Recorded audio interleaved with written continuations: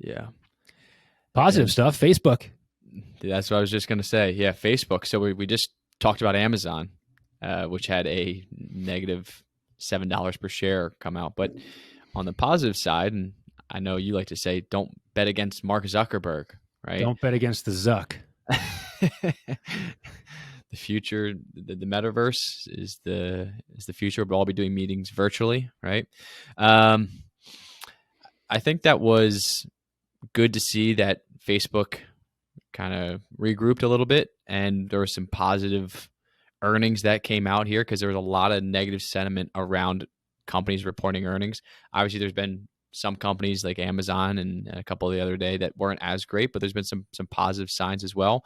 I think when just looking at this market in general over the last couple months, the one thing that I've noticed, and I'm sure a lot of other folks have noticed as well, is even when these companies post positive earnings results, there's a pop in the share price maybe the day after for a few days, but it doesn't sustain any real momentum going forward.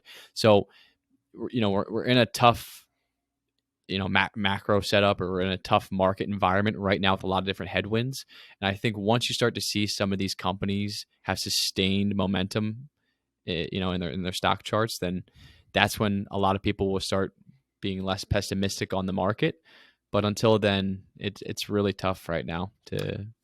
That's a really interesting point, because I think stock pickers, I bet the best time to be a stock picker, a pure stock picker, right, is when really bad news becomes less bad, right? Because everyone's so bearish and feeling awful about the market, and it ticks up slightly, and then there's this mad rush back into the market. The opposite might be true too, that really great news gets less great. And so to your point, Facebook has a bump. How long does that last for?